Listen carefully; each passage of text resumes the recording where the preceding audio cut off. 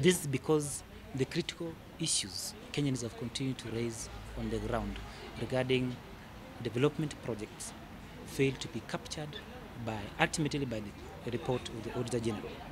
Some of these issues amount to billions of shillings in regards to what they think is misuse of public funds. But yet, the only public prefect in regards to the utilization of the public funds fails to even dig deeper into the allegations being raised and then bring up a report that captures the imagination of the people. So the people's imagination and the reports being drawn by the Auditor General are worlds apart. There is no any connection because Kenyans feel that the funds being devolved down to the counties are not being utilized well. Even if they're being utilized, they're not being utilized to the intended projects that can spur up growth and bring any meaningful development at the grassroots. Such that when these issues are captured by the Auditor General, they should reflect the mood and the imagination of the people on the ground. I can say, as of now, Kenya's confidence in the only public prefect of public funds has either gone to bed with the government or the auditees, whom is supposed to look after to ensure that public resources are well utilized.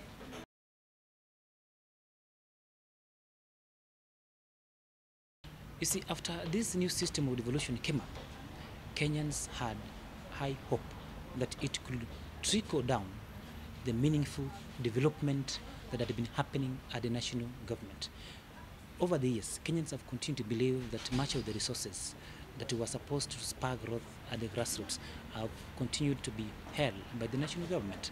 So when the new system of governance came in, they expected a trickle down of these resources. Yet, now 4 years, it is now like 6 years since the advent of devolution under the new constitution. The feeling on the ground by majority of Kenyans is that much needs to be done. Yet Kenyans have continued to pump billions of shillings into the devolved units in terms of the shareable revenue allocation by the national government. Where does this money go? That is the question. And when the Auditor General brings reports that should reflect the actual usage of public funds, they happen to drift away from the imagination of Kenyans. So as we sit now, devolution remains under threat.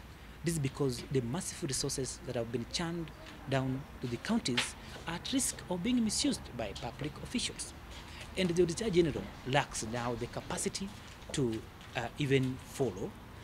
Number one, dig down, nab the culprits of the misuse of these public funds, and prosecute. You know, the Auditor General lacks the prosecutorial mandate. His work is to flag out issues and then make recommendations to the necessary investigation agencies, so that now action can be taken.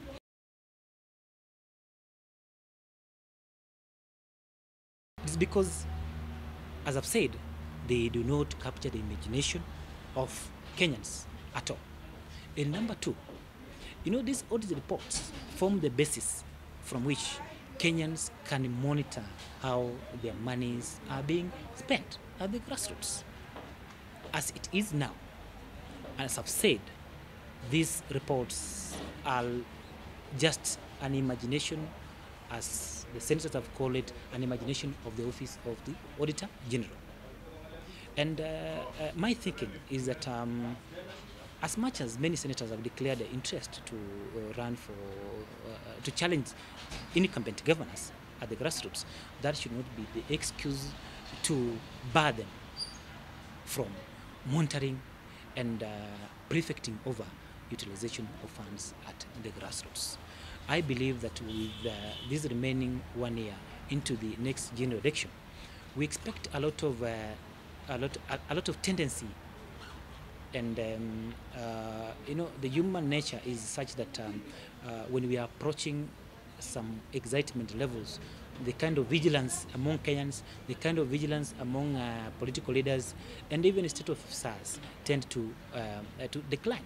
It is upon now the office of the Auditor General, which is an independent office, to keep guard, to monitor, to prefect over, and to oversight the expenditure at the counties, to ensure that much of it is not now pumped into politics and campaigns from 2017.